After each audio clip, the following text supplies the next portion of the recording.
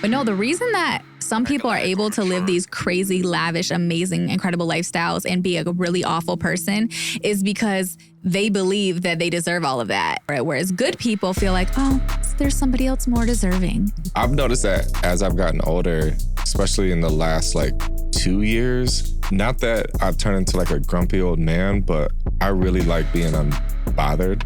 Junk mail is everywhere on social media. You can't scroll for 2 seconds without seeing an ad for something. We are constantly being sold to, told to, advertised to, marketed to constantly. And so now I think people are shifting out of that, where I think the best form of marketing is going to be old school guerrilla style marketing. You got income, impact, and if I can get these two to overlap and I can make income and make an impact, that's what I'm for.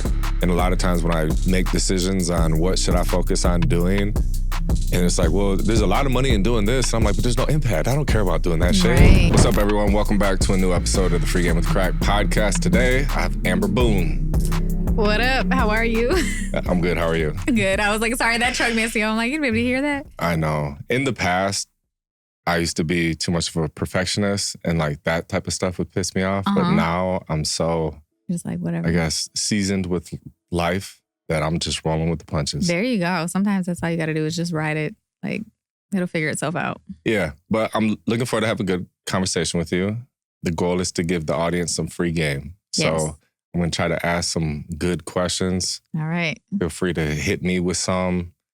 How would you introduce yourself to somebody that's meeting you for the first time? I know you come with a lot of titles. I know. And I should have this introduction down by now, but I don't, because I feel like I'm ever evolving. So what was true for me yesterday or last week might not be true for me today. So ultimately, yeah, I'm Amber Boone. I'm a multi-passionate, multi-hyphenate entrepreneur and dope person. I'm just very positive person. That's ultimately, I think anybody ever really needs to know is just, I am a vibe. Yeah. Have you always been, I guess, just multi-interest with different topics, different things, different? No, what's crazy. So growing up, I always wanted to be a lawyer and a singer. And people would ask me how you can be a lawyer and a singer? And I'm like, well, wouldn't you want to hire me as your lawyer if I was a famous singer? It seems to me in my mind, that made so much sense. But my music was my heart, my passion. So I wrote, I sang, I was all involved with music, but I did not understand for the life of me the business of music. So I couldn't understand how do you become a songwriter? How do you become a lyricist or what have you? And so I kind of set my sights on law. I was like, well, I'm going to study law. I'm going to be a lawyer because I love proving a point. Yeah. And I'm damn good at it. You're very good at that. So yeah. I could see you do it. Honestly, when you respond to hate comments, there's sunning somebody, you do that to the highest level. Which is crazy because I don't want to do that, but people love when I respond to hate comments. And I'm like, I don't want to entertain that, but people love it. But I am good at putting people in their place and proving a point and not just doing it to do it, but to educate, right? Because I don't ever want to do it just to put somebody down. But let me help you understand. If you're willing to learn, you could actually learn from me. Yeah. So let's talk about some of the things that you're known for. I know, what is your most viewed piece of content that you've posted on the internet? Ballpark, if you had to remember. My most viewed piece of content was a video where I was talking about being a young grandmother. I don't even know how many millions of views it has because I unpinned it from my profile a long time ago, but I think it was at 17 or 18 million views. I don't even know. An insane amount of likes, comments, shares, all the things. And it went so viral that it went viral on somebody reposted on Snapchat. So I had people telling me they seen it on Snapchat. And I'm like, I don't even have a Snapchat. But it was going crazy everywhere. Do you remember what was your thought process with, I want to talk about this and post this on the internet? When you had the idea, did you think that it would perform the way it did? Or what was your thought process with that? So what's interesting is I've done social media professionally for other people, for businesses for a long time. And at the time, it was right after COVID. It was, I think, 22. And I had just started. I was like, I want to really develop my brand. I've developed everybody else's brand for so long. And I would get to the point where I would interview for jobs and they would say, well, how many followers do you have on social media? And I'm like, none, because I'm too busy trying to grow y'all brand. So I never really put it into mine. So I started kind of loosely employing some strategies that I knew would be effective. And I had a couple of randomly viral videos that were like 1 million views or whatever. But it was always for stuff that I didn't necessarily want to go viral for. So I was like, dang, okay, I got to really like hone in on what I'm talking about. Anyway, I ended up being like, okay, what can I do? Because the whole thing is like, you have to niche down, which I don't agree with fully. I fucking hate that. I don't fully agree with it. There's a method to it, but I'm just like, okay, what can I show up as every single day without issue? And I was like, myself. Yeah. I only know how to be me. So I was like, I'm going through a lot right now. I, at the time, was, I was in the process of adopting my granddaughter. I had just adopted her. My daughter was navigating addiction. I was lost. So like, I was just like, I was in a completely different period in life than I ever thought I would be. And I didn't feel like I had anyone to talk to. I tried different support groups, Facebook groups, in real life groups, friends, family. Nobody could relate or understand. So I just started talking about what I was going through on TikTok. And somebody had commented, because I was talking about the adoption process or the fostering process of my granddaughter. And somebody commented like, granddaughter, you look like you're 27. And so I just responded, just being myself. It was like, 27, don't gas me up. I am 32 years old, or 35, or however, I don't know how old I was at the time, 35. Yeah. And explain, I became a young mother and then my daughter had kids young. And the video blew up for a number of reasons. 1, because I looked young. 2, because people thought I didn't look that young. 3, because people thought I had a black scent. 4, because people... A black scent. Okay. That's my first time hearing that word. I've heard it way too much because I've been accused of it so much. I thought I had a black scent. And then people were just like, well, of course, coming from me, parenting, and obviously I had kids young. Your kids had young. It went bananas. Everybody was like that what's it called? The purple elephant, where it's just like that thing that's just so crazy and different. There was just so many pieces of that one short couple-second video that people just honed on to and went crazy with. Yeah. And then from there, I was like, okay, now I know what to do with this. You get that one mega viral content and you capitalize on it. So I started to capitalize on it and just pick the things that people were talking about most and build off of those. And so I was just going, every video was getting 1 million views, 1 million views, 1 million views. Damn.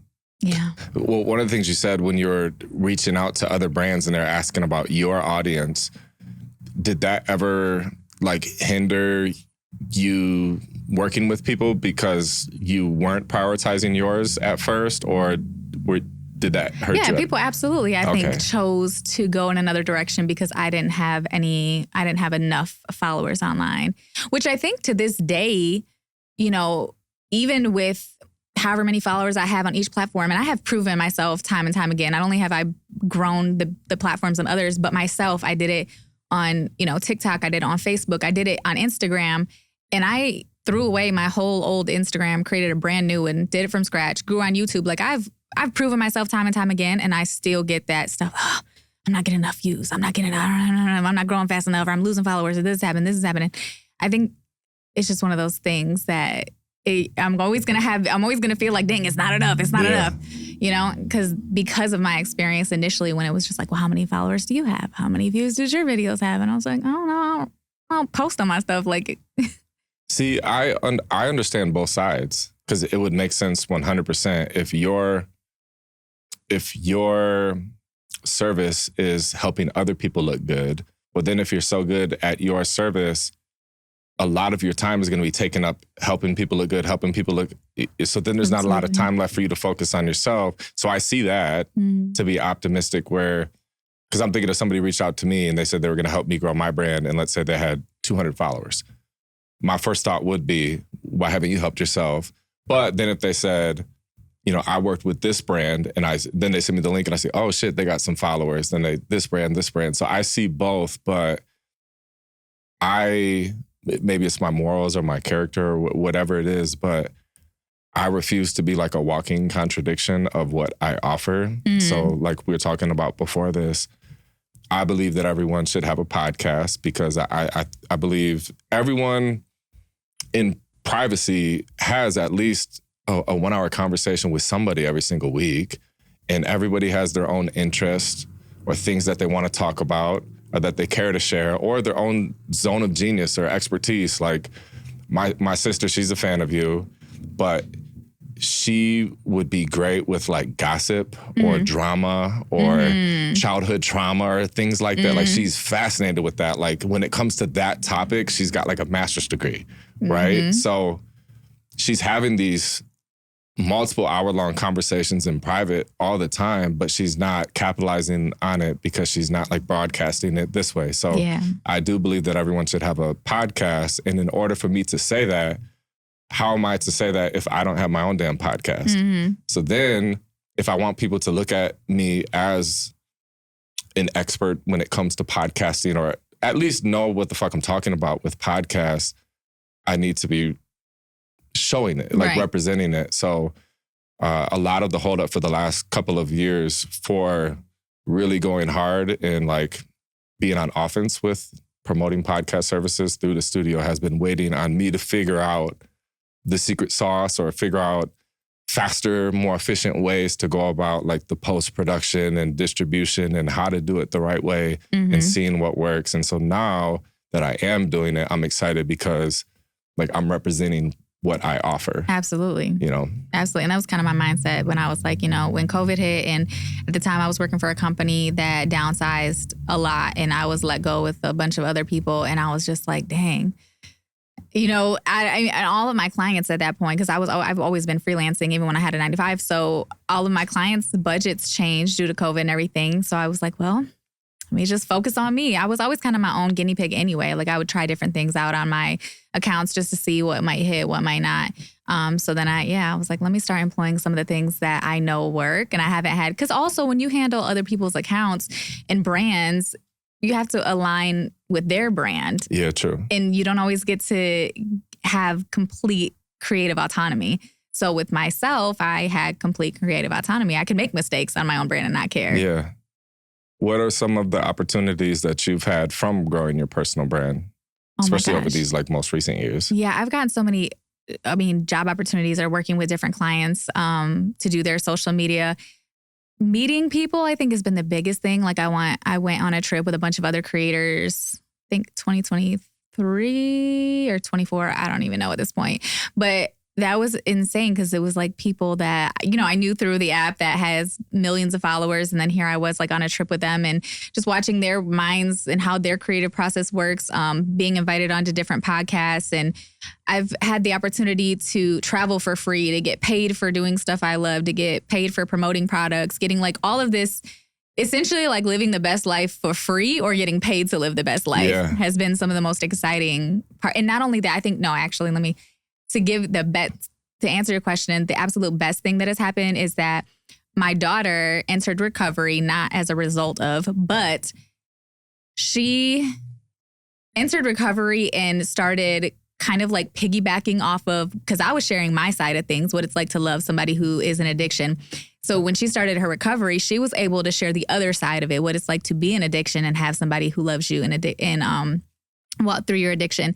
And she was able to grow her own platform. Let's go. So now she has a platform. She's been able to monetize and make money off of it and create relationships and connections. And I mean, like, I think it's completely changed her life, but also helped her recovery journey. And now she's giving back and helping others recover. So that above all, like that is the ultimate best thing that has happened through this. That's awesome. That's awesome. What does she do now with her platform? Like you said, help other people struggling and... Yeah, so she talks about her journey through recovery and helps others. Like she's worked in Lansing locally. She's trying to work with different like mothers who are in recovery, creating support groups, working as a recovery coach, or trying to get to a point where she can work as a recovery coach. But ultimately just like sharing her story and connecting with others and trying to help them see that there is hope, like no matter how deep in your addiction you are. So I think it's amazing to see how many people started watching and literally followed me from like day one. And they're just like, oh my gosh, like they feel like they've literally explored or been part of the journey from me being in the trenches and being devastated by what was happening with our family to now the flip side where it's like, oh my gosh, like, you know, she got sober and everybody's happy. And we're like, you know, it's rare that you get to see a positive outcome of these situations and you actually get to see it. Because a lot of times, like you hear the sad stories or the tragedies that happen because of this. What would be some advice that you feel like you needed to hear during that time with your daughter going through addiction?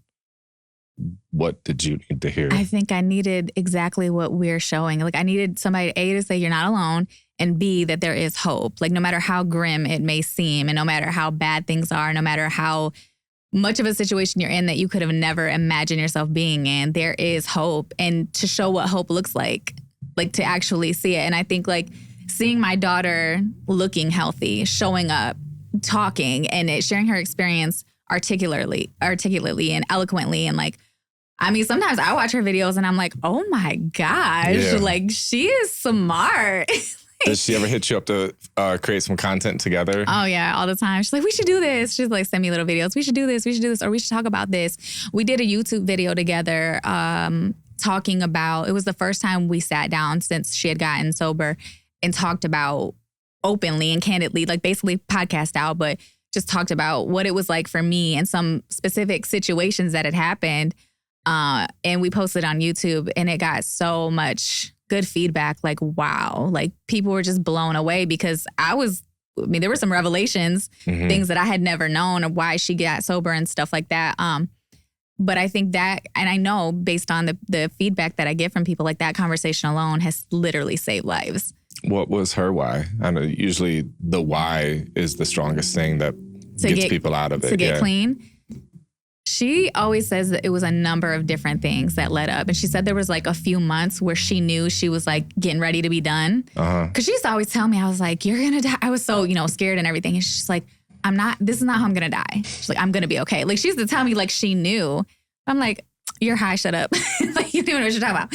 But she said it was a couple of months where she knew, okay, I'm getting ready to be done. And there was a few things that happened. But ultimately, I think the thing that set her over the edge was she overdosed. And she had overdosed before, but she overdosed. And this time, when she overdosed, people were Narcan her. She'd wake back up right where she was, go on about her life. This time, she overdosed in a car. She woke up at the hospital with a bunch of nurses, doctors, everything around her. And they were like, you were dead, you were gone. But she said waking up in a different location and having no recollection of what that time lapse, how long it had been, what had happened, where she went, anything like that, was a big wake up call for her, because it shook her in a way that none of the other times did. But she still didn't get sober. It was still a couple of months before she finally did. But that was the point that things started to change for her. Yeah, I've seen you guys at church a few weeks ago, right? Yeah, we've been going to church. So when I'm up here on Sundays, we'll go to church. That's awesome. Yeah, she got the babies. She's always been really religious or spiritual. And before she started her addiction, like, which is crazy because we were talking about it actually last time we were at church. It was like she got baptized. And then after she got baptized, it seemed like everything went straight to hell for her. And really? And that was when everything changed, because she was in the church like 4 or 5 times a week. She was leading youth groups, going on mission trips. Like, she was in it. And then she got baptized and everything went bad. It went crazy. And so I'm almost like, she was like, because we talked about her when we were at the baptism. She was like, I was like, do you ever think about getting baptized again? You feel like you need a redo? And she was like, yeah, I don't know. Because I feel like, they say you don't have to get ready to be baptized. Like, when you get baptized, like, that's what makes you ready, whatever. Okay. She was like, I feel like me getting baptized was the birth that I had to go through. And I had to go through everything after that. But that was just part of the journey. It was just part of the process. But I'm still reborn. Like, I'm still baptized. And I was like, I never really thought about it like that. But it was like that baptism almost, not that it caused it to happen, but the timing was impeccable, how she just happened to fall into her purpose and her journey. And it had to be like this big bad thing first. Yeah.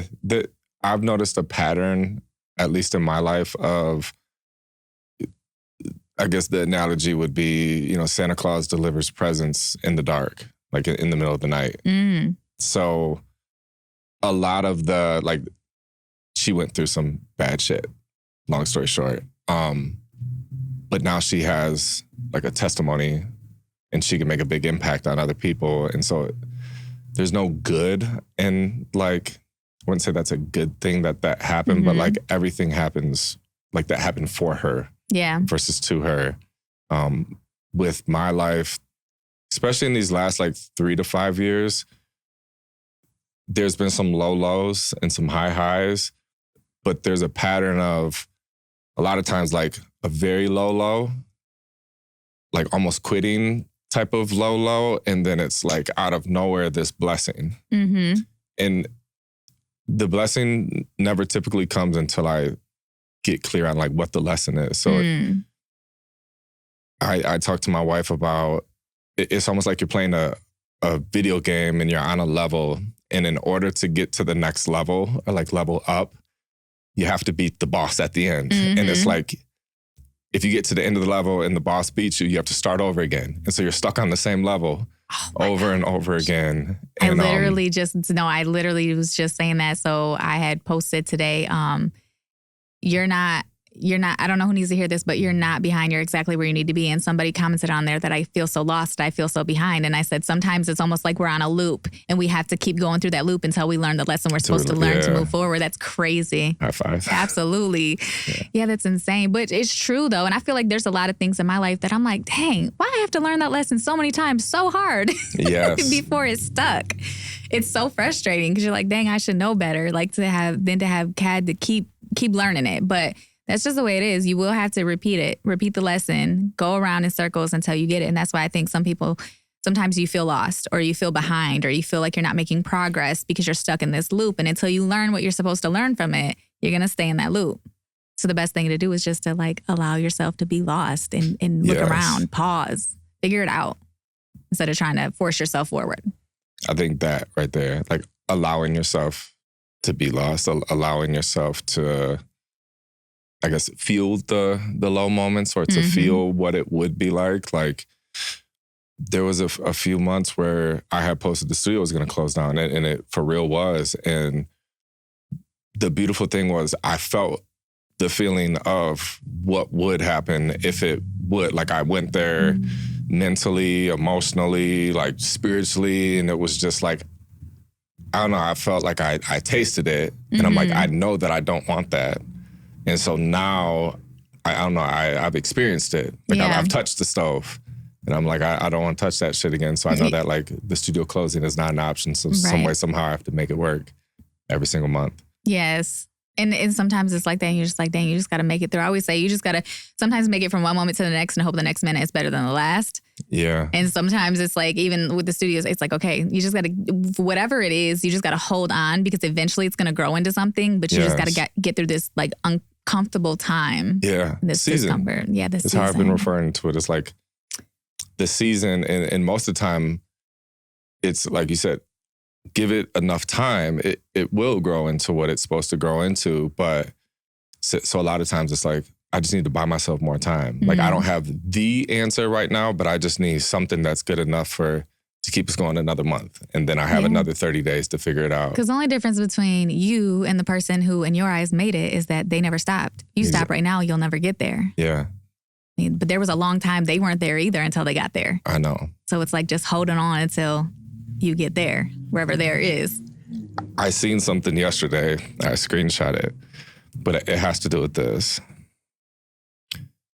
Everything was like opposites. And it basically says, learning this changed my life. Anxiety kills gratitude.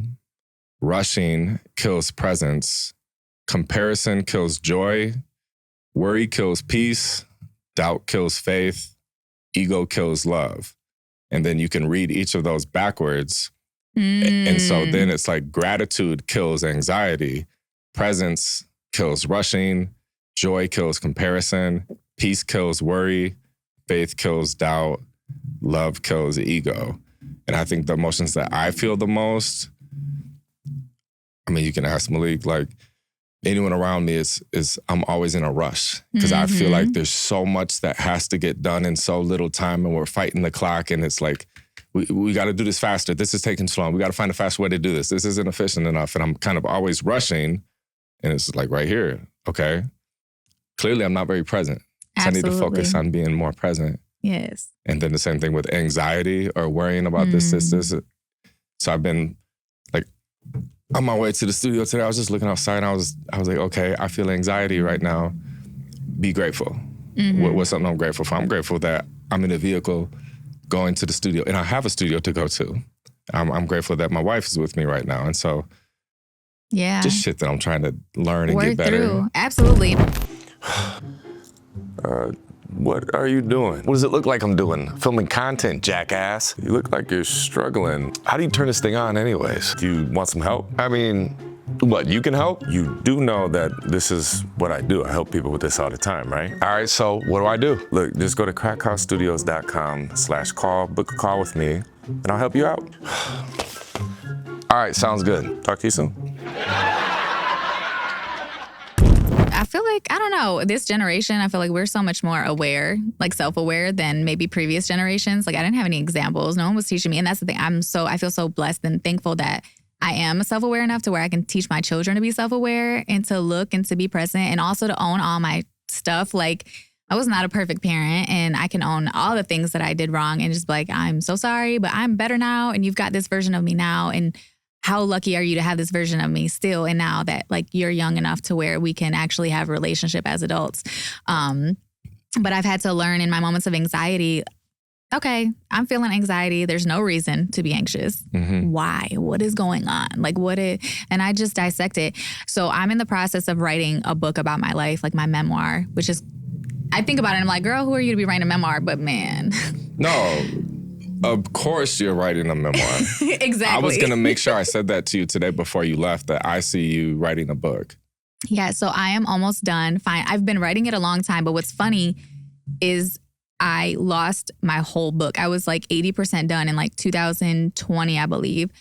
And it was in the cloud. It disappeared. Like the whole book was gone. And I was devastated. I was like, oh my gosh, I made all this progress. I was finally almost done. Last year, I went to Egypt, and on my way back from Egypt on the plane. Subtle flex. Egypt? Yes. I took my son. Actually, my son just wanted to go to Egypt since he was like 5. Is that where the pyramids are? Yes. Did you see the pyramids? Yes. Oh, shit. It's a life-changing trip, which is probably why when I got on that flight leaving Egypt, I was so inspired, and all of a sudden, my book poured out of me. I was like, and it was a billion times better than what I had originally written. Like just the storytelling element of it was there, whereas before it was more mechanical and like chronological and this happened, then this happened, then this happened, where this is like, you're locked in, like this is a story. Oh, good. It's very cinematic because I allowed myself, I think before when I was writing it, I just wanted to get through it, but I didn't allow myself to go back to that place. And every time I did, it would depress me so much that I would stop writing for like 6 months. This time, I allowed myself to go back to that place, and I feel like I was healed enough to go back to these places and relive them cinematically for the reader and still be okay afterwards. Do you believe that you can heal in the environment that caused whatever? No. Okay. No. I don't either. I've had to cut off a lot of people and change my environments, change the places I frequent, everything, even not living in Lansing, honestly. Like, everybody always asks me, you should come back. I'm like, I love Lansing, but I can't live here. Same way I love certain people, but I can't have them in my life on a regular basis. I have to separate myself. Talk about that. Yeah, so like I've had to separate. I have no contact with my mom. Does she know that you love her? I believe so. I mean, I told her. The last time I talked to her, I told her. And actually, I chose to be no contact, but then the last time I reached out to her, she never responded. So I'm like, okay. How long has that been? So I talked to her in January of this year. That was the last time I spoke to her. And that was because I witnessed one of my best friends end their life. Like she committed suicide in front of me. And I was traumatized, obviously. And I reached out to my mom because I was like, I need my mom. Like, I don't know what, but I need my mom, even though I haven't talked to her in forever. And reached out to her. And yeah, it was like, that was telling for me that it was just like, I don't know what I need, but I'm not going to get it from her. That happened in January? Yeah. It was a close friend? Or? Yeah, so I consider her my sister. Like we have like a sisterhood where we're like family. Like our kids are each other's kids and, you know, we're aunties and we travel together and we have like, you know, these group chats and we're like locked in and yeah, she called me. She called the group chat, video chatted us. I answered first and I knew she was upset. And then one of the other girls, one of our other best friends, she answered and she said a few words and I was like, I seen what was about to happen and I screamed her name and I was like, no. And it was, you know, the bullets travel faster than words. So by the time I said no, it was already too late. And I'm like, I was in disbelief. I'm like screaming, crying, like, and she was in Atlanta. I'm all the way in Detroit. Our other friend was in Atlanta. And I'm like, go to her. I'm like, we have each other's location. I'm like, go to her. So she's driving to her. I'm on FaceTime with both of them still. All I see is the bed on one phone and, you know, my friend crying and driving the other phone. I stayed on the phone for 45 minutes and heard like the whole situation.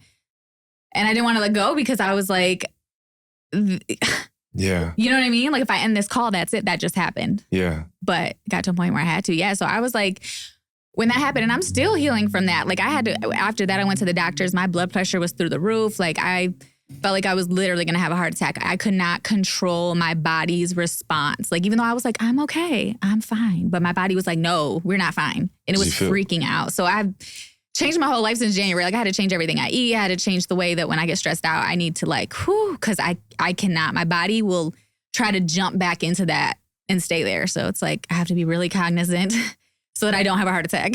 What are some things you do? I need some stress management tips. I'm really self-aware. So when I notice I'm feeling something, I sit in it. Like I allow myself to feel it and breathe through it and be like, why am I feeling this way? It's okay. In your head, are you saying that or out loud? So it depends on what I need. Yeah. Like sometimes it's in my head and sometimes I have to actually talk to myself. Like if it's really, because sometimes I just need that audible, like, no, you're okay. This is not happening right now. Like it's not, because sometimes my mind will drift back like out of nowhere and I'll be in that moment. And for a while, I lived in that moment for like 3 months. Like I could not get out of that phone call. And even though she did it in her bedroom, I was in my bed when it happened. So walking into my bedroom, pulling back my covers, being in my bed, looking at just like anything that is remotely similar to what it was on that call, like it's like trigger response. So in those moments I have to, it's not happening. You're safe. It's okay. Like, you know, this happened. It's okay. It's just like literally I have to talk to myself like a baby sometimes and like coax myself through it and just reassure because the reality is I can't count on anyone else for safety, my mom or whoever, to come and coddle me through all of my panicky moments that happen randomly. Like I have to figure out how to get myself through it.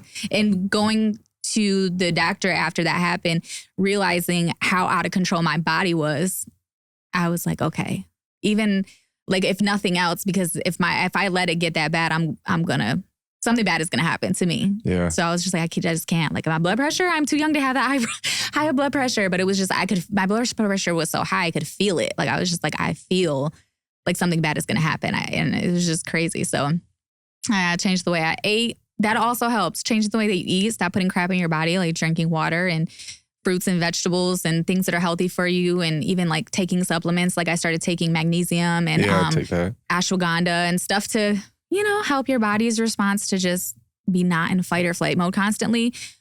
Walking, which I've always walked, but stepping that up, working out, and also resting, like forcing myself to sleep and allow myself to sleep.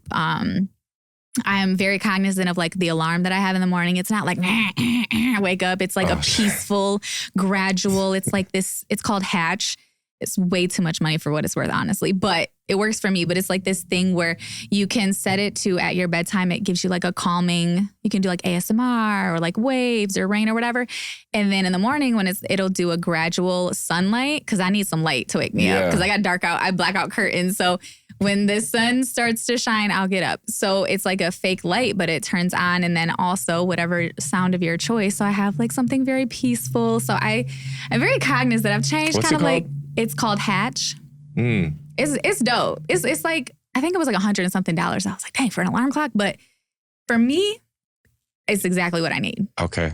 And then, so just I'm cognizant of the music that I'm listening to. If I know I'm in a high stress state or panicky, I'm not listening to nothing that's super like lit and turned up. Like I need to listen to something chill, calming, whether it's lo-fi or if it's like, I'll literally say, you know, Alexa, play something peaceful, or play like, oh my gosh, like R&B piano covers is my go-to because it's so chill, but it's like, you know, it's still got the little vibe. But it's just the little things that every single day make a huge difference that I don't think we pay attention to. The music that we're listening to, the environments that we're in. I'm not trying to be around nobody arguing. I don't want to listen to no reality TV where people are throwing glasses at each other's face. I'm cool on all that. Yeah. Like, I've had to change what I watch, what I listen to, everything, my environments, because I don't want to be around that. I need peace for my health, literally. Same. I've noticed that as I've gotten older, especially in the last like 2 years, not that I've turned into like a grumpy old man, but I really like being unbothered. So like majority of the day, my phone is off. Yeah, like even getting on social media, for me, it's more of I'm getting on to like post and or engage for a short time period, and then I'm getting off because it really does suck you in. And so I've switched to, have you ever used like schedulers to schedule your content? Do you like doing that? Hate doing that? What are your thoughts on that? Sometimes, but I'm very impulsive. So you're like, so I I'm want like, to do it right now. let's do it right now. Okay. But I still schedule posts. Like, but it's just like if I got something on my mind or I want to make a quick piece, I'll put it up there. But for the most part, I try to schedule. Okay. Because I like the scheduling because then it does give me that separation, because there was a time where I was posting once or twice a day on my account, once a day on mine and Martin's podcast, once a day on, I was managing an artist, his account, and then once a day on like the studio account. And so every time I would get on and say I'm posting to Instagram, and that takes 10 minutes or whatever it is, and then I post the same thing to Facebook, the same thing to YouTube, the same thing to TikTok. So it's like that 20-minute cycle. But then I would notice I would end up being on my phone for like an hour. And then I'd have to like put it down and be like, where am I? What was I doing? And like bring myself back to reality. And then within so many minutes, I need to post on this person's account. And I was doing that. And I said, oh no, I hate my quality of life doing this. So then I looked into schedulers to where I could just sit down a certain day every week and kind of schedule all my stuff out.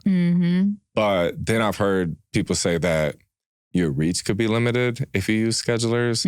But I've had videos do really well that were scheduled, and I've had flops that were scheduled, but then manually I've also had videos do well and flop. So I don't... There's so many theories about like, oh, like what makes your content tick and what don't. It's honestly a combination of so many different things that you just got to do what makes sense for you. It's not going to be like, oh, if you use a schedule, you're never gonna go viral or whatever. No, that's not the case. It's just got to be a number of things.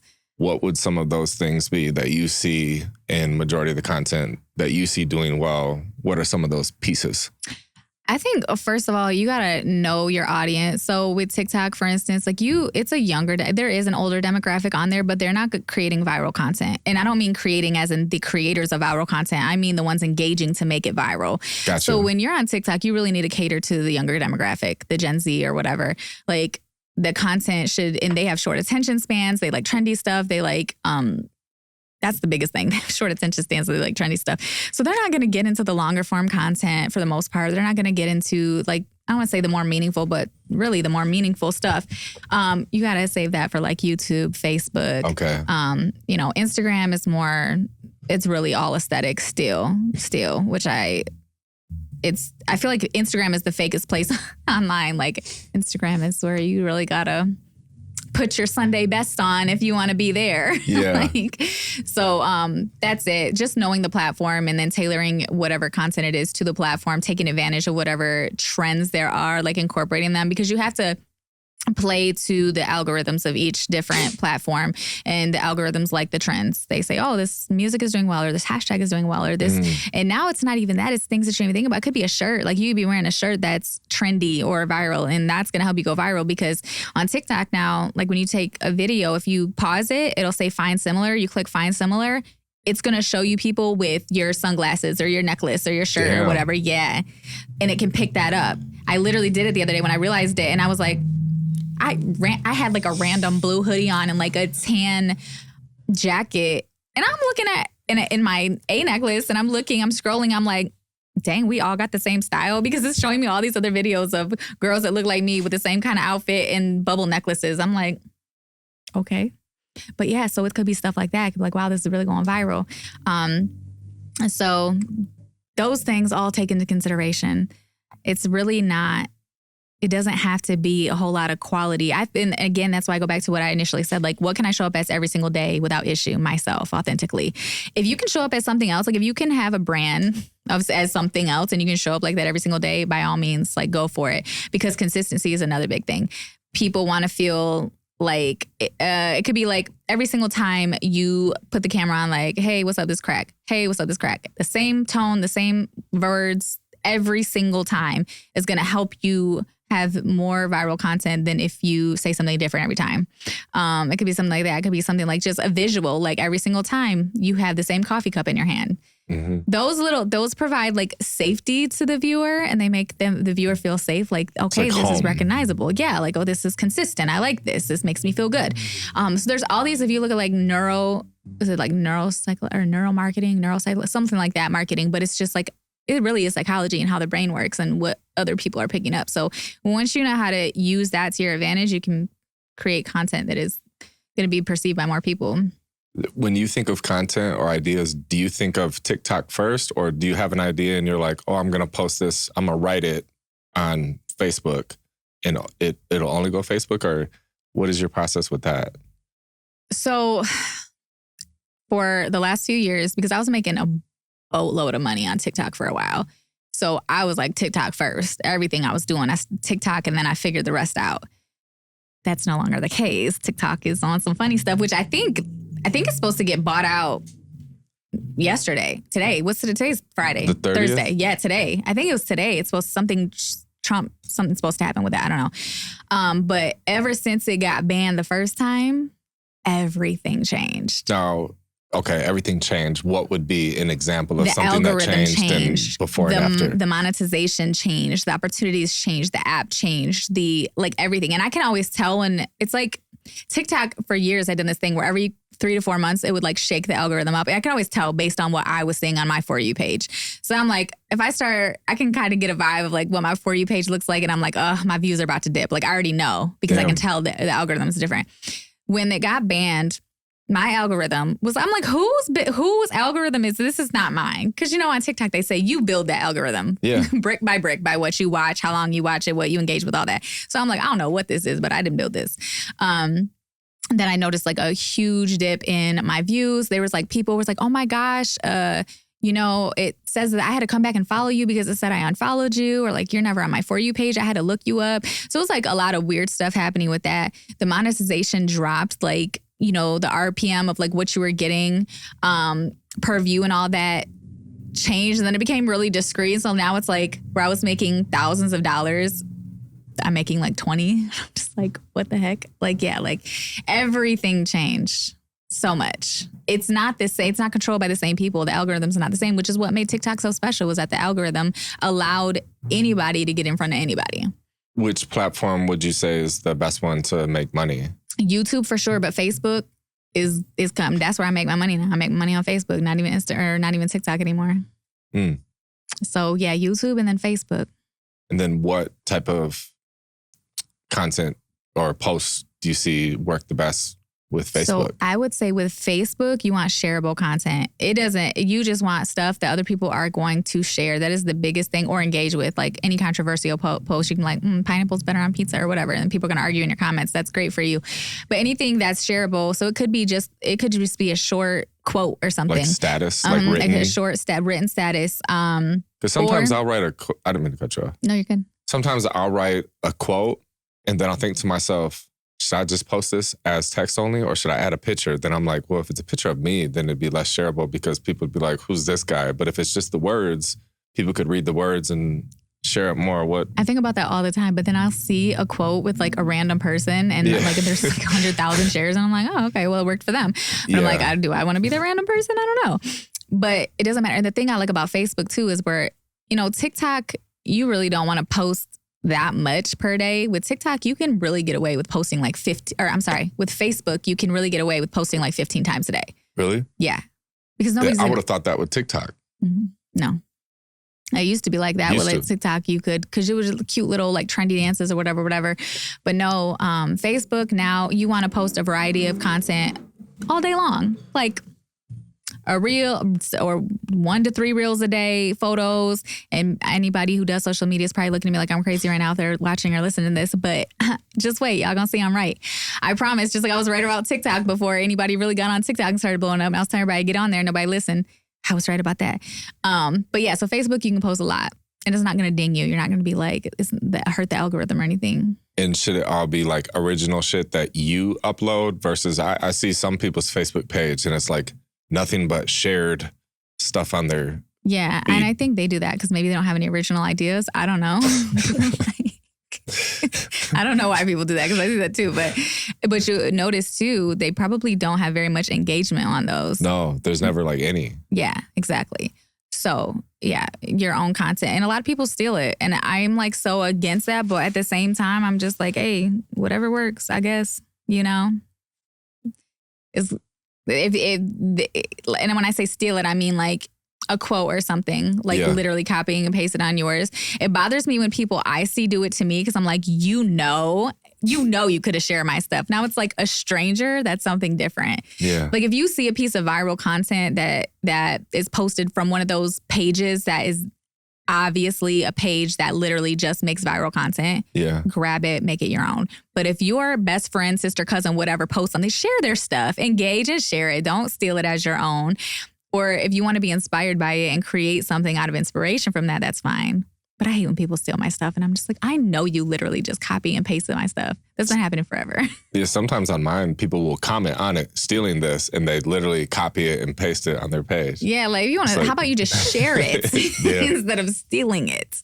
I want to go back to when you said dealing with stress and you said that you don't have your mom, you don't have anyone, so you have to deal with it yourself.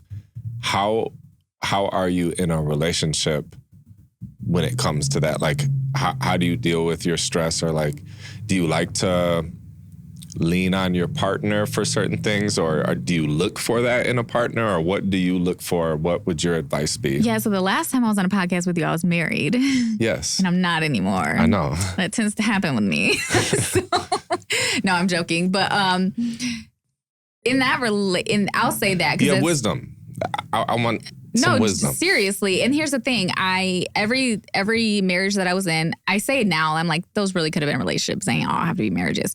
But, you know, I'm like, if someone wants to marry you, that's kind of exciting. You're like, yeah, let's do it. So knowing what you know now, would you do that? I don't know. I'd probably get married again. I'm not going to lie. No, but I say no. Like, I say it like this. I don't need to get married. Like, I feel like especially women at my age, they're like, oh, I need the wedding and I need to get married. I'm like, I've been there, done that. I don't need to get married. I would prefer to just be in a healthy relationship where we choose each other. But I don't have anything against marriage. It's so long as this time I get it right and like do it forever. But no, so I was married last time. And in that situation, you know, I think absolutely the reason that I did marry him was he provided a level of emotional support that I never had in my life. And I now know that it's love bombing. But at the time, I was just like, oh my gosh, this is like amazing. And I leaned in. Love bombing. Break that down. Yes, love bombing. I've never heard that. So love bombing is where and it usually happens pretty quickly and pretty intensely. So like, oh my gosh, I'm in love within like a couple of days, a week, whatever. I'm in love and I'm going to do everything for you. And I'm going to get you gifts and I'm going to be there for you. I'm going to anticipate your needs and I'm going to show up in ways. And it's almost like they are there so much that you don't know even like I said, like for me, I'm like, I've never had this. I don't know what to do with this. This is crazy. Like this person literally, I could just think about being hungry and then there's food on my doorstep. Like, I'm like, how did you know I was hungry? Oh, I don't feel good. Oh my God, what do you need? I will get, it doesn't matter what time it is. It's just like above and beyond. Okay. And, you know, saying like, I love you like way too quickly where I'm just like, but I'm like, I'm lovable. So that makes sense.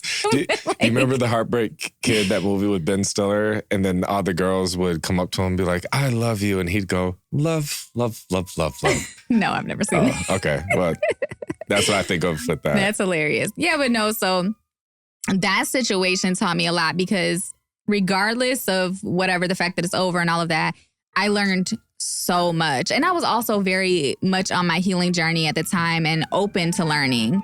So I learned a lot about myself, about relationships, about love, about all of these things because of that. And also about how to be there for people and how to allow people to be there for you. Because prior to that, I don't think I had ever really let anyone be there for me. But he was so almost forceful with it that I didn't really have a choice, it felt. And so I just let him, and I was like, oh my gosh, this is nice. And now it's like, okay, that's not normal. Like, it's normal to love somebody and support somebody. It's not normal to that extent. Would it be somewhat smothering? Yes. Okay. Yeah, like absolutely. And not only just smothering, but just like, it's not sincere and it's not genuine. It's like somebody who's doing it because they need you to need them. Somebody who's doing it because they need to please. That's just like because they got their own trauma, right? So a lot of that comes from not sincere places. It's not like they're doing it because they genuinely care about you and they, you know what I mean? Like, yeah. Because anybody who has self-love and self-respect, like they can be there for you and support you, but they're also going to look out for themselves. And there's going to be, it's going to be genuine. It's going to be sincere, coming from a sincere place. And it's not going to be an ulterior motive behind it. Yeah. Regardless of what that is or how many different ulterior motives. So now it's just like in datings or relationships or whatever, like I'm still, now it's like almost like I'm traumatized on that back end where I'm like, I don't want to let nobody be there for me because that was crazy. But I need to. And it's like, I'm becoming aware of that because even my friends, like closest friends are like, Amber, you're like the most coldest, not cold, like I'm not cold, but I am like, it's almost like everyone just expects me to be okay because I'm always okay and I always got it. And I'm always like, oh, like I don't have feelings, which I'm like, it's so weird because I have a lot of feelings and I love but the way that I come across is like, I got this, I don't need nobody. I'm like, and that's not the case. So I'm allowed, even when that happened in January, so many of my friends were calling me like, I'm coming over. I'm like, do not come to my house. You are not coming over. I isolated myself, which is probably why I was going through everything I was going through because I didn't allow anyone to be there for me at all. Do you think that was good though? Like if somebody else was going through a similar situation right now, would you recommend isolating? No. Okay, so you gotta let people be there for you. Because I did, thank goodness, I am as self-aware as I am. And so I was able to recognize when it was becoming a really bad problem. But I should have allowed people to be there for me. But my whole thing was like, I don't want you to come over. I'm gonna have to like entertain you. Like I'm not in the mood to like entertain. I don't have anything to give you. I always feel like, and this is a me thing, right? This is like a trauma thing that I have where I feel like there has to be a reason for me to be somewhere. I can't just take up space just to take up space, which I'm working on because it's okay to just take up space and just exist and not have a reason. Like, but my thing was like, if you're going to be over here, like I have to bring value to the table. I have to be able to give you something, offer you something, conversation, a drink, something. And I have nothing right now. Yeah. So that was why I didn't allow anyone to be there. But not only did that, I think, prolong my healing process, but it took away the opportunity for the people that cared about me to be there for me. And that's not fair. Them of that opportunity. Absolutely. And I think good friends, family, relationships especially, you have to give people the opportunity to love you and support you and be there for you. Like that's kind of part of the whole thing. You have to. And yeah, so after that and having conversations after that, I realized I robbed a lot of people of that opportunity. And I robbed myself of the opportunity to be sincerely and genuinely cared on and loved on when I was going through something, probably the hardest thing I've ever gone through in my life. Yeah. What would you say is a good balance between, so how I said smothering? I have a friend that he hasn't dated many girls. And the few that he has, I've seen him kind of all over social media where it's like, my sugar dumpling texted me this morning and I made her breakfast and today's just a splendid, wonderful day with my beautiful woman. And then the next day it's another, and I remember telling him, tone it back a little bit. You're going to scare her away. Mm-hmm. So and what's funny is my sister, one time we're at dinner, my sister has always went for the complete opposite. Mm-hmm. Kind of like, oh, you got nothing going on? You're my type, like, oh, make bad decisions in a lot of different areas. That's the type. And I remember my dad asking her one time, so what would you do if a guy picked you up, he had flowers, he opens the door for you, she was like, ew, that'd be disgusting. Like, that's her. So I understand with different women, they all have a different type, but what would you describe to, maybe there's a guy watching this right now and he wants to shoot his shot.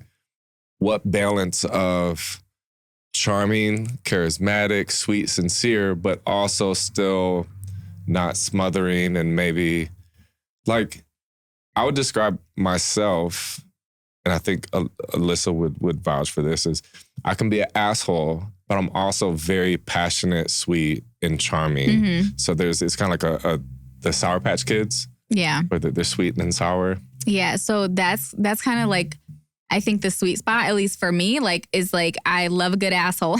I love a good asshole. I do. Pause. Right. No, but cool, calm, collected, quietly confident, not arrogant. Arrogance like the biggest turnoff. Yeah, and just, but also, so here's the thing. So what I learned in going through that last situation is like, and there were signs, there were like literally, I was calling my homegirl. I was like, girl, he won't leave. She's like, I wish I had somebody else under me like that. You better be thankful. Da, da, da. And I'm just like, should I be thankful? I'm thinking like, dang, okay, maybe it's me. Maybe I'm the problem. Yeah. So I went way to the extreme other side, opposite of what I normally am. Because normally I'm very reserved, pulled back. I don't let people get close to me. It takes a long time. And here he was just all up. And I was just like, okay, I guess. So yeah, but normally like, no, I think like, here's the thing. Before you can even entertain the idea of dating, getting in a relationship or anything, you have to be self-assured. You have to have stuff going for you. I feel like anybody who gets in a relationship and is all in, like, oh my gosh, and all of a sudden you're 2 weeks in or you're 2 months in and your whole life revolves around this very new person who you went your whole life existing without even knowing. True. Now your life revolves around them. That's a problem because what do you have going on? And if they stop calling or they have a bad day or something happens, are you going to be okay? Are you? Because like people will freak out. He hasn't called me in 6 hours. He has a whole life, a job, other things, you know what I mean? Like, who knows? Maybe like broke a toe. I don't know. But like people really freak out. And I'm just like, you have to be self-aware, self-assured, have your own life, your own stuff going on so that, and I think that for me is the way to, the I guess, first step in having the healthiest relationship is having a healthy relationship with yourself and having a healthy sense of self. Because then you don't need all that extra, like if they show up when they're supposed to. As long as a person is consistent, like if you say you're gonna call and you call, cool. You say you're gonna do something, you do it, great. Because the second you don't, like that's the issue with me. But trying to do all that extra stuff, like please, like I don't want you posting me everywhere. I don't want you all that stuff. Like it's too much for me. But some people love that, like dote on me. I want to be da da da. But I don't. Because I think, like, I stepped so far out of my comfort zone with my last situation. And how would you describe step out of your comfort zone? Because I was, like, all over social media. We were all over social media. We were, like, very public, I feel like, with the whole thing. And you said that's normally not your style, more private is what you... Okay. No, like, especially now as I get older, and I'm just, like, I would prefer, like, I get it. Like, before it was like, oh, if you don't post me, that means you're trying to hide me, da da da. And I'm just like, please don't post me. Please don't. I want peace. The more people that know what you got going on, the more people, they can prey on your downfall. Even if they never say a negative thing, they could be liking your picture. And in your man's DM. It like, you know what I mean? They could be liking your picture and then praying like, I hope they break up. Or, oh, I see they go to this place every Thursday. I'm going to pop up when, I don't know. So I'm just like, yeah, like let's not, no attention, please. Okay. I just want peace, healthiness. I don't need all the extra. The loud displays of affection or whatever, I feel like is for show. It's not sincere. So like all that stuff, just keep it cool, keep it chill. Where do people, I guess, start dating, or where is the dating scene at right now? I have no idea. I couldn't tell you. I have no clue. Does it happen through social media? Like, is that? I would never talk to somebody on social media. Okay. Ever. Like if you know me from social media, there's a slim chance in hell, like a super slim chance in hell. I don't, because I feel like in my experience, even in my last situation, like people think they know me or they study me, they listen to podcasts or they watch my posts or see what I post and they're like, oh, she likes this, she doesn't like this, da, da, da, da. And then they come with it all and I'm like, oh my gosh, like you've been studying me. What the hell? So no, I don't like that. Okay. So I want to randomly meet somebody who has no idea who I am. Oh, okay. Yeah. I could see that. I see both sides. I see Yeah. both sides. Because I also would prefer somebody know me so then they see, I guess, the baggage. But not baggage as a bad thing, but it could be a bad thing. It's like, oh, he's got this and this and this and this. This guy's got a lot of different things going on. I would want them.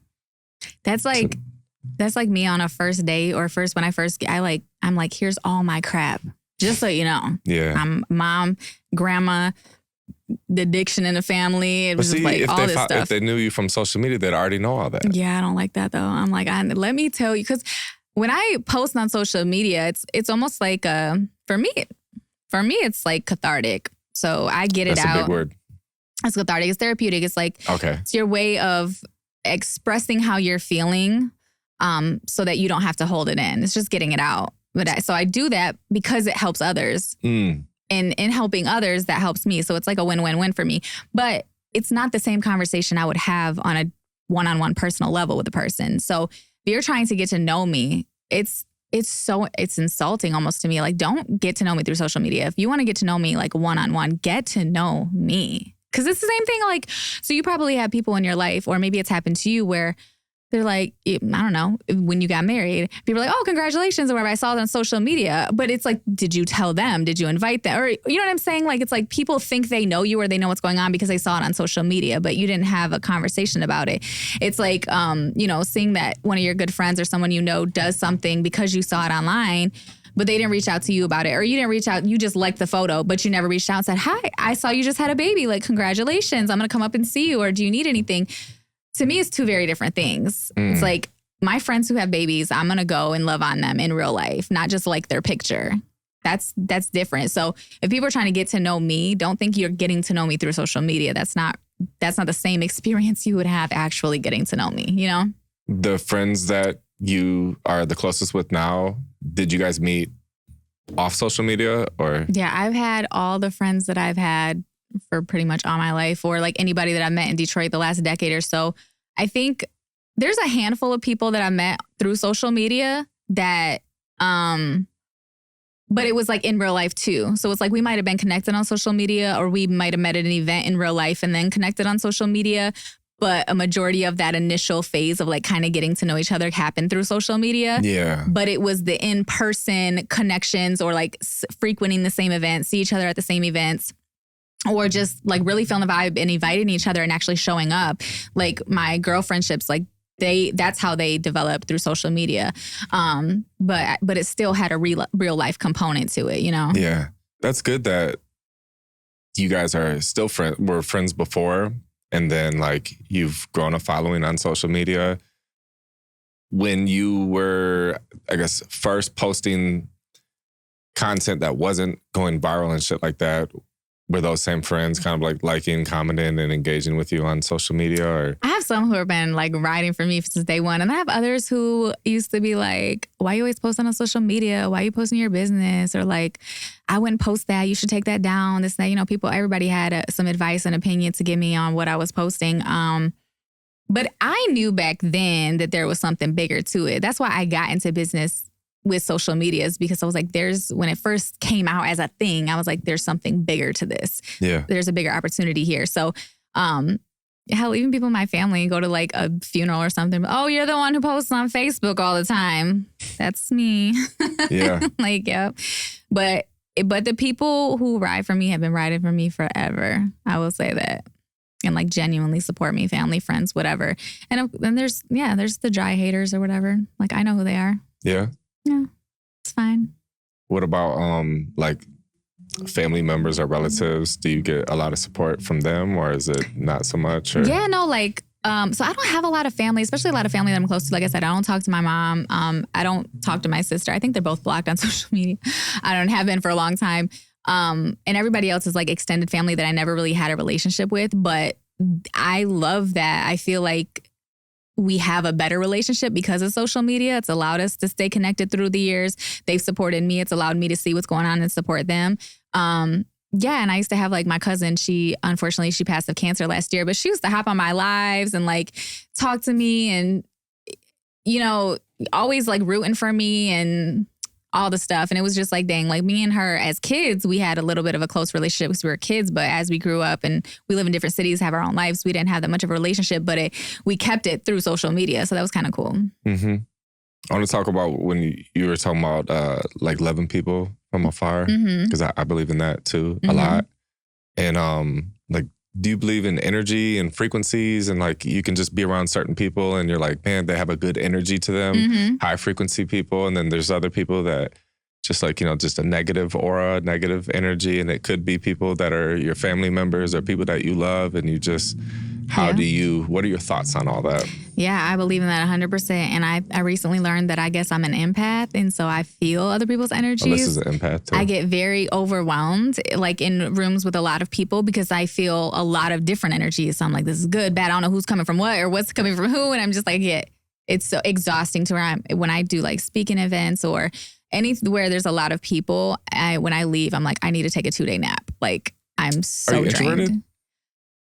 Yes. Because that sounds like, because I know for a fact I'm introverted and I'm the same way. Like even if it's my daughter's birthday party, by the end of the party, I'm empty. Yes. It drains you. It's drained, yeah. So I feel like being introverted, a lot of people are, oh my God, you're introverted. You seem so extroverted. And I'm just like, no, it's good energy. Like I can, I can show up with good energy, but that doesn't mean like I'm very comfortable. I have extreme social anxiety. So I love having a support person, like an emotional support person when I go somewhere.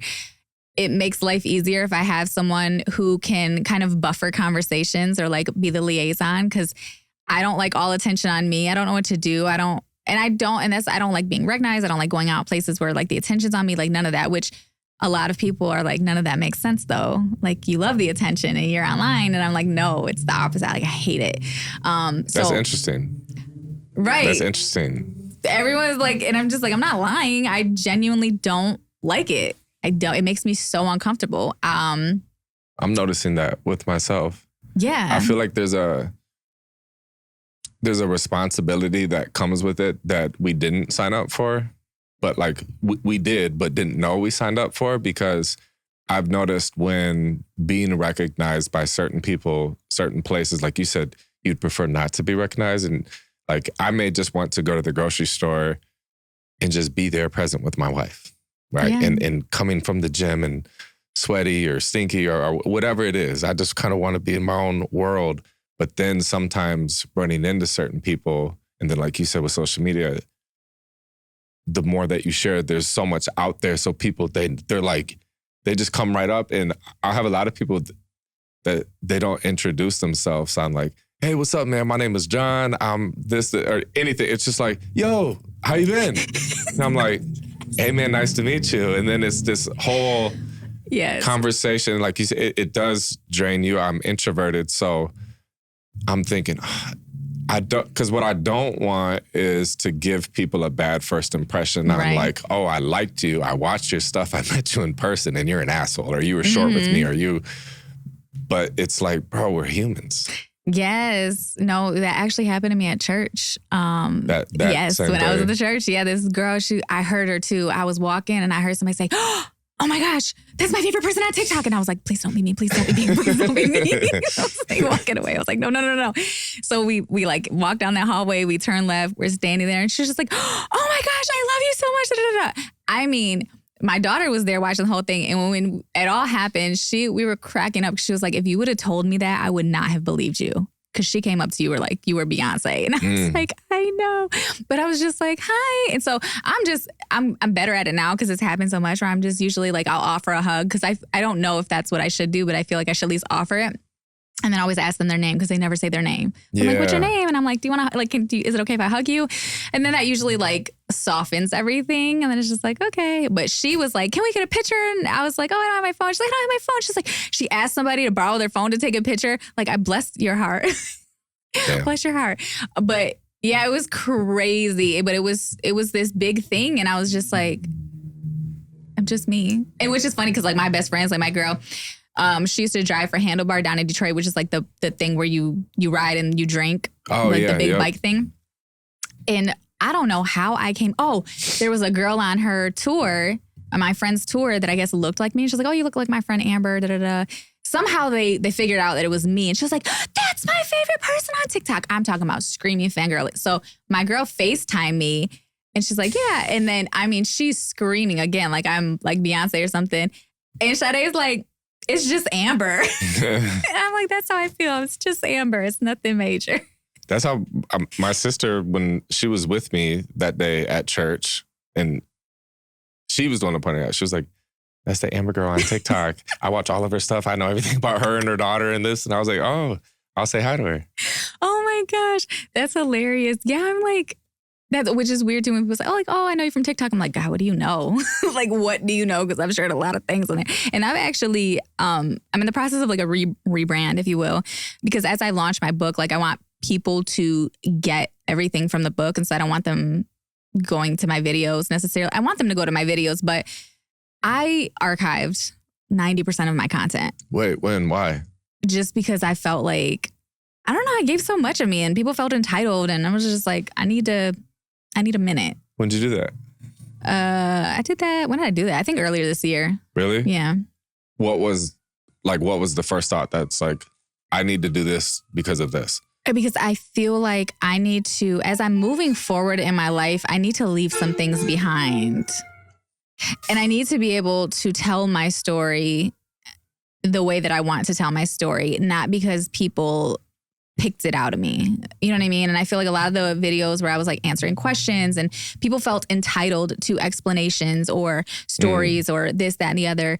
And so I told it, but I just wanted to take control of my story, because my life, my story, whatever. I wanted to take control of that and be able to put it out there the way that I want to, which is in that book. So yeah, I archived a lot of it. I feel like once this book is released, and I'm going to do like a whole tour and everything, but once it's released, I'm so ready to like become another person. Like I'm letting all of that go and let it, like, this is like I think my final like piece in letting that all go and really transforming into the butterfly version of myself, where I like let the caterpillar, go through the this is like the chrysalis, so the chrysalis process or whatever. And so where I like emerge a butterfly and leave all the trauma and the pain and the craziness behind and move into the next phase of my life, whatever that may be. But I do hope that it's like, I've gotten through the worst of it, I hope. What is your vision for the butterfly version of Amber? Oh my gosh. Or some specific things that you're like, okay. So I'm just I finally get to focus on me. Like it's not about taking care of nobody. I've been a mom more than half of my life, always had to care for others. And I'll always have that. Like I'm always going to be a nurturing person and look out for people. But I finally get to focus on me. What do I like? What do I want? What do I want to do? Like I still want to study law. Like I want to go to law school. I don't know. The more that I see, I have some lawyer clients and friends, and I'm like, I don't know actually if I want to be a lawyer now, because now that I know like more about it, I'm like, the schooling is expensive and it's like a whole thing. But I don't know. I'm like, but I want to be able to do that if I want to. So yeah, it's just about finally like being able to do what I want to do, not what I feel like I have to do, either because to survive or to take care of others or whatever, and allowing myself to not constantly be in flight or fight and just be peaceful and exude peace and entertain peace and, spread peace and joy and all those things. And I feel like I've been so stressed out a majority of my life that I probably was the person who maybe walked in a room with bad energy at times. I mean, like, in my face doesn't help. I have like a crazy RBF, so people think I'm constantly mad or have an attitude or whatever. So, and then my social, it's almost like how they say like a dog can sense fear. So I'm always like, can people tell I'm scared to be here right now? Like I'm giving out like a funky energy or something. So yeah, I just want to, that's the butterfly version of me is just like exceeding my own expectations and continuing to do whatever amazing things. Like, but I feel like everything that I've done so far, no matter how cool or fun or whatever it may be, was out of necessity or like a trauma response. It was never initiated. It was never initiated by me. It was not like, I'm going to do this. It was like, this is a response to that. This is a response to that. This is out of necessity. This is out of this. And like, no, I just want to do it because like, I want to do it. I feel like reinventing yourself is a sign of how much you've grown. Mm-hmm. It's like literally you've grown so much that the the old version doesn't serve the new version anymore, because that's where I'm at right now. Because the last 20 years I've been crack-a-lack the music industry guy, but I'm not that anymore. These last year and a half has been a transition of now majority of my income comes from business owner and also working with other businesses to where my team is offering services to music artists, but like that doesn't appeal to me anymore. And yeah, so it's been like, even with my content, I'm thinking the shit that gets most views is where I'm giving advice to music artists and stuff, but like it doesn't align with the new version of me today. So do I start over and make new accounts, or do I just pivot and rebrand? Or yeah, like that's literally where I'm at. And that's why part of the reason why I archive my content is because I feel like all my content that goes viral, it's talking about all of the most traumatic things that I've been through. And I'm like, I am so much more than my trauma. So much more than my trauma. And even if that means I get a fraction of the views or followers or whatever, I'm fine with that. So it's like more quality viewers versus quantity. Yeah, I don't care about the quantity. It's about aligning and developing community, right? Other like-minded people or people who are headed in the same direction, and who want to grow and learn, and who don't want to be stuck in toxicity and trauma and all of that. Like, I don't want that for myself or for anyone else anymore. And I feel like by reliving it and constantly talking about it and doing videos about it, and like, it's keeping me there, and I have to get out of that. And I feel like I'm blocking my own blessings by staying there. And in order to evolve and grow into this butterfly that I'm trying to be, like, I have to get out of that. I have to like put it, I don't want to say put it to bed or put it to rest, but I do have to put it behind me. And for me, like my final, I guess, ode to that is this book. Like, here, it's all there. You read about it again and again and again, as much as you want. I don't care. Let that go viral. But I'm moving forward. Maybe that's what I need to do. Write a book. Yes. There you go. Write a book. Like 20 years of music industry secrets, or I don't know. Yes, that would for real something go viral. Though, but 20 years in one. Yes, write a book, get it all out, and then move forward. And it's okay. It's not gonna, your success in 5 years is not gonna look as the same as your success 5 years ago. True. So I think we have to be able to shift our perception too of like, what is success? What are the metric? What are we measuring? Where are we trying to get to? I think I got something for that. Yeah. I was just talking to somebody earlier about the first few corporate-ish clients or potential clients that I had talked to. I felt like I was so used to, so my definition of success, well, a piece of my definition of success is being able to be 100% myself regardless. So I felt like this is called Crack House Studios. There's recording studios and people smoke weed in there. So when you come here, you might smell a hint of weed. Listen, when I opened the studio door to the booth and I was like, whoa. Like, I used to, like at the beginning of the episode, I said, drove by and normally I'd freak out, in the same sense, we had some potential clients and then I'm thinking, we got to eliminate, we got to separate it, we got to do, and I'm freaking out. And I just thought, wait, I've worked with some awesome business corporate clients, and what I love about it is I'll still hit them up and be like, what's up, big dog? How we doing? I get to be myself. Mm-hmm. And so if I'm ever not able to be myself, to me, unless it's a lot of money, I was just say the money's not worth it. But that's what I love the most is being able to, just be me. I know that I can provide value. So if the thing that is attracting people is like professional content, you're going to get the professional content. And P.S., I go by Crackalack. I've been in the music industry for 20 years. Mm-hmm. I talk how I talk and listen to shit. And if you follow me on my story, you're going to see some ignorant rap music. And I'm also going to go to church, and I have a daughter, and here's my wife, and here's the different shit that I'm interested in. I say shit and fuck and ass, but I'm also smart. Right. But like, this is the package. Right. But see, I think that's the most sellable version of any person, is that they are multidimensional, right? And they're not just, fitting this little thing. But some people, we talked about niche earlier, right? We're niche down. Which one of those things do you want to show up as? You can show up as everything. But ultimately, I think like as you move into your next, version of yourself, and even me, in that version of success looking different, I think a lot of it is not going to be online. I think you're going to find a lot of your success offline, as will I hope, because Lord, I don't want to be online forever like this. This is exhausting. But yeah, I think it's all about building community, right? So you can build community offline, and your community is the people that you're working with, you're helping, and the people that you see when you're out and about. And that's a big thing. Like I'm into, in Detroit is like networking, getting out, rubbing elbows, like being face to face with people. Because the social stuff is to me, it's like I'm burnt out. It's fake.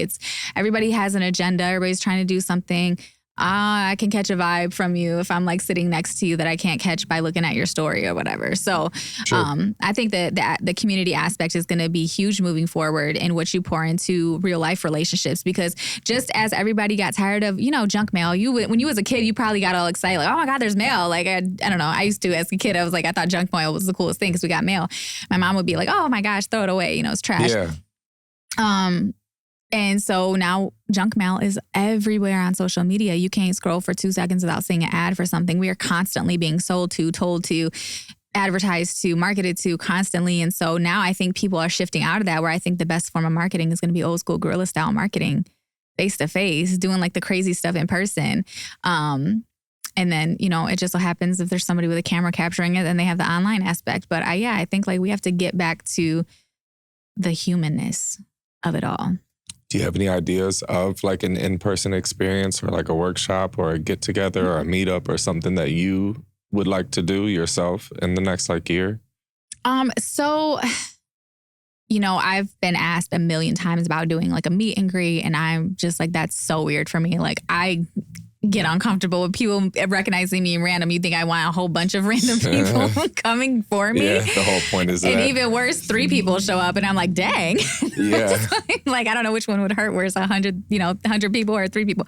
But no, so for me, it's just my networking thing is I hope to host an event when my book releases, to where it's not just like your typical book launch or whatever, but it's an actual kind of like networking event. I want it to be more value than just me. Like I want people to be able to get things out of it. So, that's the only thing that I have in mind. Other than that, I'm constantly going to stuff like, there's CreatorCon coming up November 15th. There's all of these other events that I attend, and those events, like rubbing elbows with the right people and then nurturing those relationships, which a lot of time, like I said before, can be on social media, but just keeping the connection alive. Oh my gosh, it's been huge. There's been so many opportunities where it's like you don't even realize you meet a person, you nurture the relationship online, they get to see a little bit of what you're doing, and the next thing you know, a year and a half later, they're calling you up to hire you, and you're like, oh, wow, look at that. Had I never gone to that random mixer a year and a half ago and then maintained this connection online, liking their stories or liking their, their posts or whatever, I might not have got this job opportunity. So see, that's the hard shit to trace when people are talking about, when am I going to make money off social media? Or when am I going to, and it's playing the long game of you're just putting in the work, you're building your brand. So as people follow you, people are nosy. They want to see what you got going on and stuff. And then once you are building your audience too, and they see that you have clout, it's attractive, and people then think of, okay, I want to do business with you, or I want to work with you. And like you said, that could take a year. Sometimes it could be 3 years later, somebody reaches out. I just had somebody sign up for a mentorship with me, and they've been following me for 8 years. I taught them how to use a camera 8 years ago, and then they've stayed in contact and followed me. And then now they're in a point where they're ready to like grow even more, take it to the next level. And so, that took 8 years. Yeah. But again, if I was paying somebody to do my social media 2 years ago, saying, when is this going to make money? When is this? And they'd say, just keep doing it. Yeah. I think the biggest metric in social media, like it can't be measured. It can't be measured easily anyway, because very true. It is. It's the number of people that you impact and how you impact. Like I have however many followers, all this. Yeah. Do you know, but what's the most important thing to me is the number of people in my DMs telling me their secrets and things they never told anybody, and how I saved their life or how I changed their life or how this, that, and the other. I'm like, those to me mean far more than any brand deal I'll ever have or any amount of followers or anything like that. Like, and that would be okay if I got one of those messages. I get multiple of those messages on different platforms every single day. And that's something I can't measure because I can't say, look at this person. I'm gonna put all their business out there. But it's like, wow, That's crazy for me. So I always tell my clients when I help, with consulting or social media management or strategy, I always say, like, this is something that takes time. Like, you have to stick to it. And ultimately, your results will be in the amount of people that look at you as a thought leader or want to come and do business with you. It's especially now not going to necessarily come in vanity metrics. You might have 200 views on a video, but all you need is the right one. 200 views on a video, but you get one client out of it is totally worth it. Mm-hmm. Yeah, for me, my goal is always to find where the crossover is, where I'm making an impact. So I have to have impact. So there's like income because I have bills, I have to make a living. So you got income, impact, and if I can get these two to overlap and I can make income and make an impact, that's what I'm for. And a lot of times when I make decisions on what should I focus on doing, and it's like, well, there's a lot of money in doing this. And I'm like, but there's no impact. I don't care about doing that shit. Right. So I'd much rather make less money, but I can make an impact and make money, and I enjoy doing this. Boom. And so for me, it's like the C's. It's content, coaching, and courses. I would love for those to be my three main things that I'm focused on doing. Which, again, coaching, you're making an impact, and oftentimes it's people that are the younger versions of you that one of your strengths attracted them to you, or multiple, but you've been through it. So like you are perfectly qualified to help them with what they're going through. So of course you make an impact and you can make an income doing it.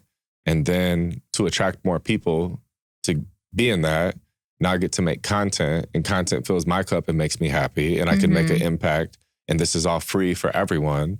But then it's going to find the right person that'll then be like, I seen this video, you helped me with this, and I want to go deeper. Do you offer coaching or courses, or do you have a course on this? Yes, I do. Boom, boom. Right. So that's what I've been focused on.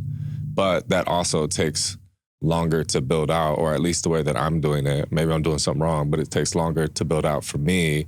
So I'm still in the meantime offering services to like do content for people. I think the people who do things like the right way, when I say right, I mean like with integrity, it takes longer. I think there are people out here making stupid money doing courses. I used to work with somebody who that was their source of income, and I was just like, it was so shady. And I'm just like, they were making like millions of dollars. Damn.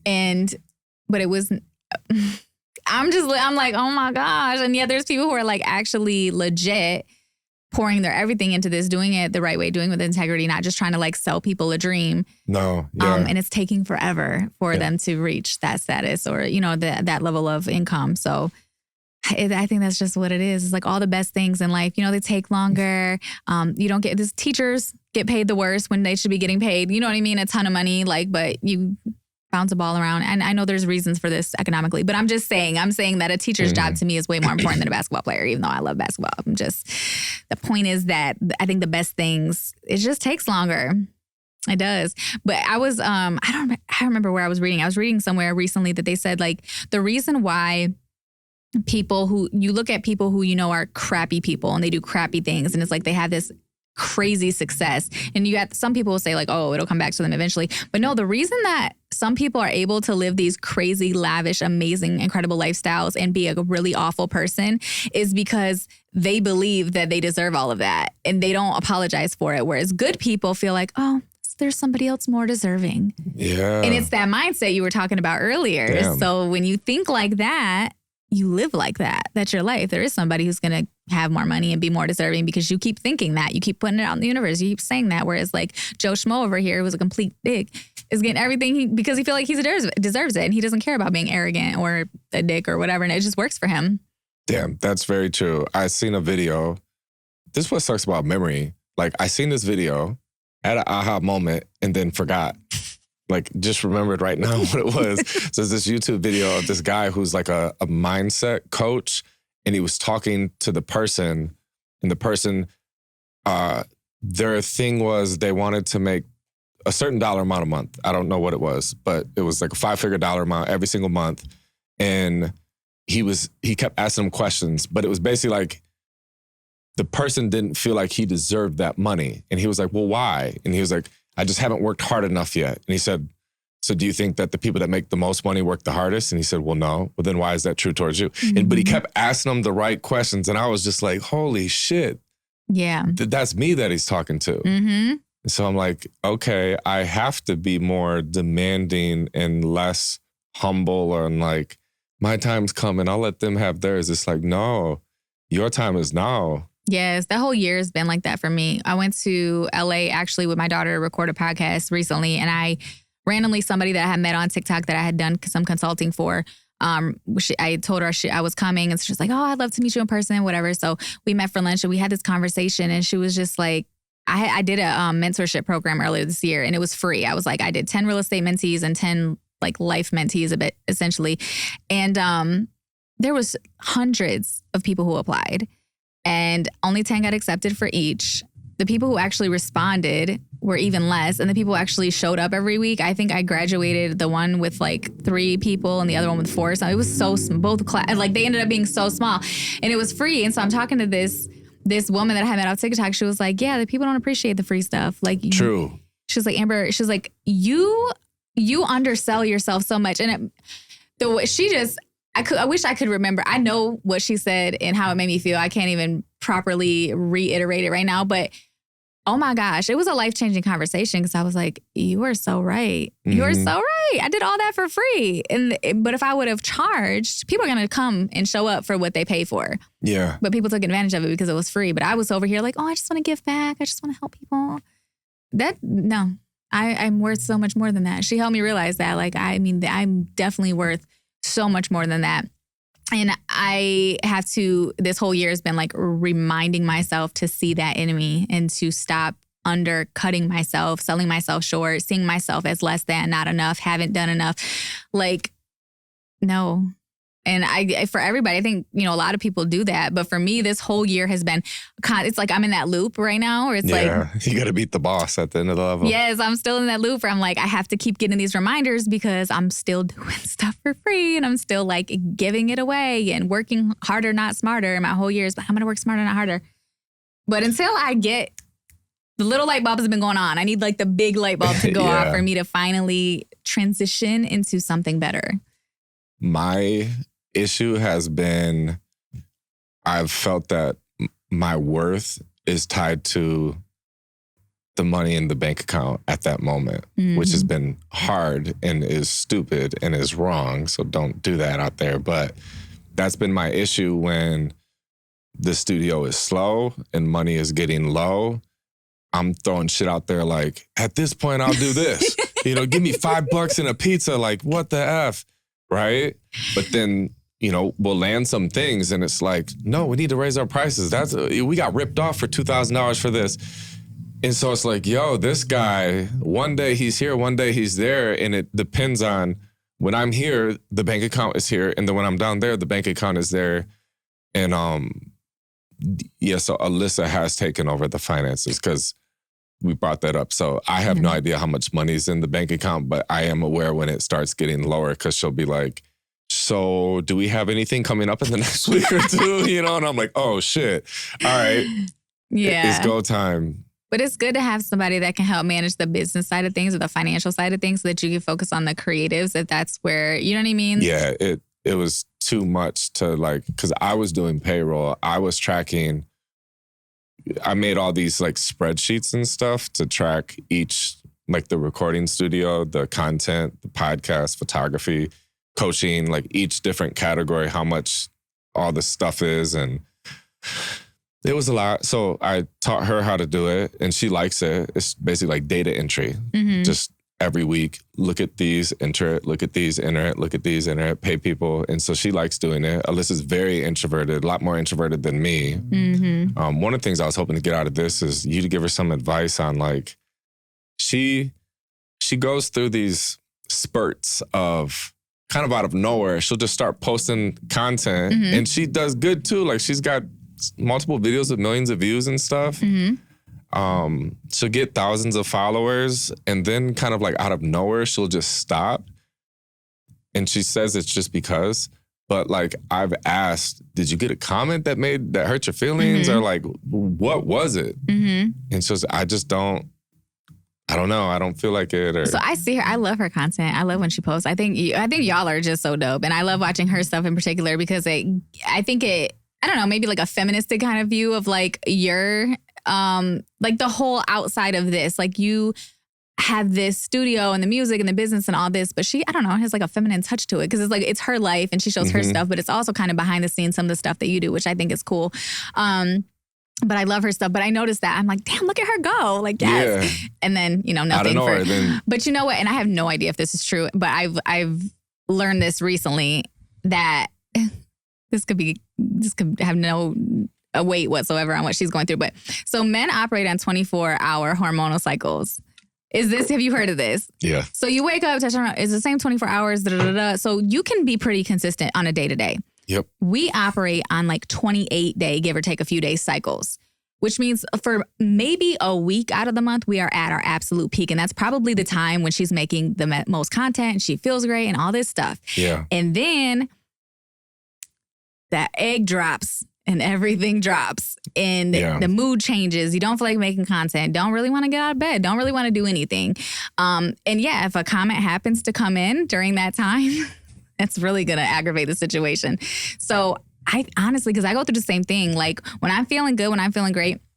So my advice, if this is any other woman out there who's like, oh my gosh, yes, like that's me. Batch your content, create it all, schedule it out so that those 2-3 weeks, however long your down period is for you, that usually about 2 weeks, give or take. During that time, you can still have content. It can still be going out. You can still appear to be consistent, but you get to just sit back and not have to worry about it. And that's something like I'm trying to force myself because I've noticed like with work, like there are days where I'm like, holy crap, like I've done like 2 weeks worth of work in the last 12 hours, but I will work for 12, 16 hours straight and get literally like 1 or 2 weeks worth of stuff done because there may be a whole week where I'm like, I don't want to do any of it. Yeah. I think it has to do with like women. I don't know. It is. She educated me on like the 4 phases of the menstrual cycle. Yeah, it's so, our life revolves around it. Yeah. And I think when you're younger, you don't really understand, or maybe there wasn't enough science when we were younger, but I had no idea. It was just like, oh, I feel like crap today, or I'm this. No, now it's like, I know my body like clockwork. I can tell you by how I'm feeling without looking at a calendar what part of my cycle I'm on. Mm-hmm. It's our life literally revolves around our cycle, how we feel, how we act, our energy, what we want to do, what we don't want to do, if we feel attractive, if we don't feel attractive, what we want to wear, what we want to eat, everything. Yeah. Our productivity, like everything revolves around our hormonal cycle. Yeah, she was telling me that. And I'm like, well, then what the hell am I supposed to do on the off times? Like, should I go travel and do out of state stuff during that? And she was like, honestly, maybe that would be good. So I was like, oh shit, okay. And then I'm like, we'll have a really good productive week so we work together next door. It's like her desk, my desk. So we'll have a great so many days in a row. And then it's like she just kind of goes AWOL and then she'll talk about that. And then I'm like, from a business sense, I don't think I would want to hire a woman then because women are like, they're only available part-time, but you're paying them full-time where, like you said, with men, it's like the same 24 hours. Yeah. I mean, but when we do, we do. Yeah. When we do, it's totally worth it, which is why we deserve full-time income. Yeah. Even if we're not always like, because like I said, like for me, I will work 16 hours straight. I will get so much done in that 16 hours, literally 1 to 2 weeks worth of work in a 16-hour period. And I do that because I know there's likely going to be a couple of days in a week or two where I don't want to do anything.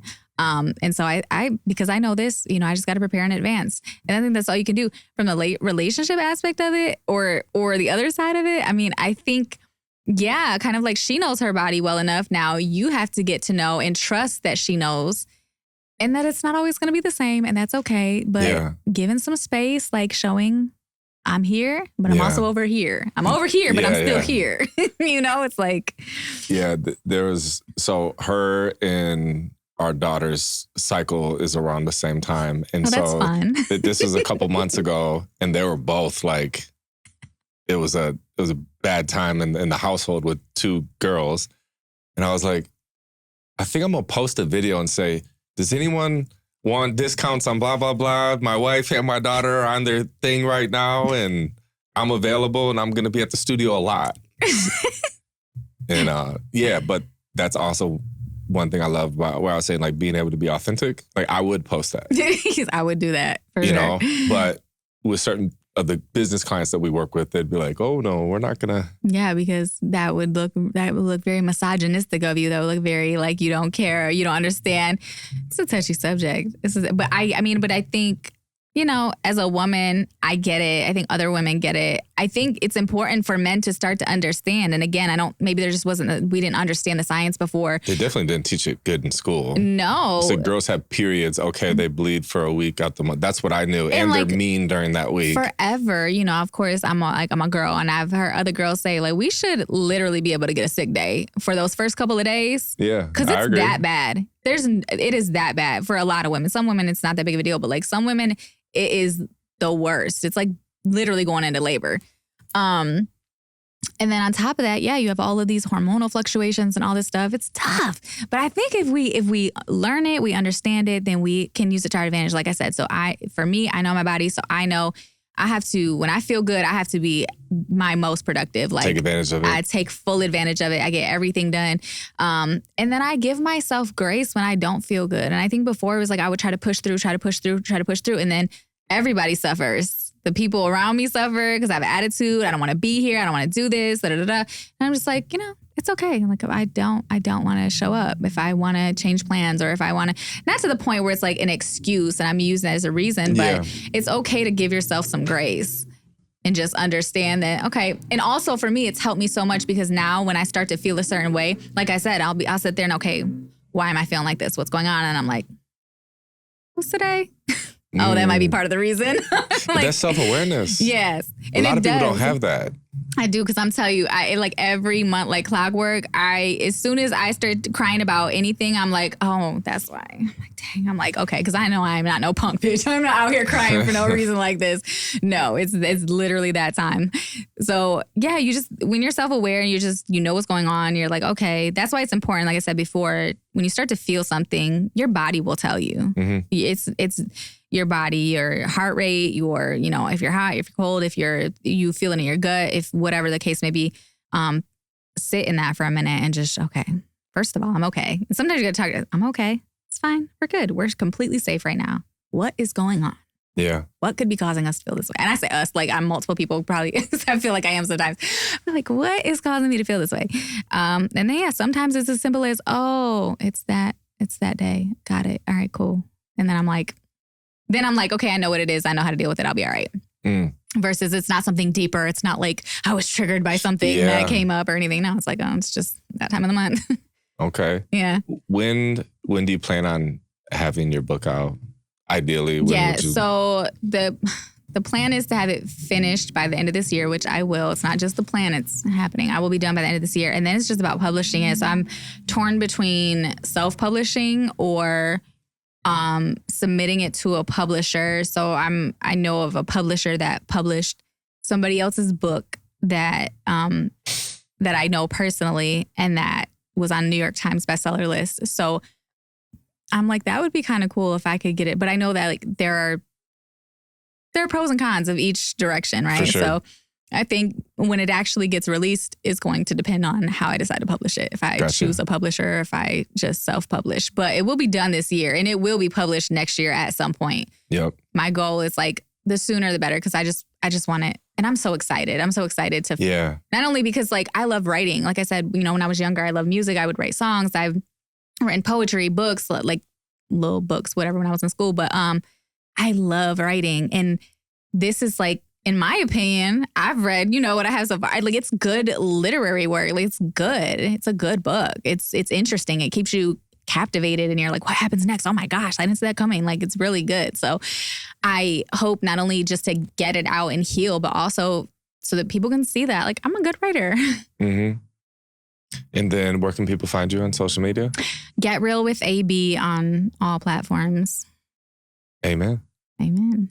All right, guys. Thank you all for tuning in. If you're watching on YouTube, please subscribe. If you're watching or listening on Spotify, please do me a favor, give it a 5-star review. See you guys next time. Thank you, Amber, for being on the podcast. Thank you so much. This was good. Thank you.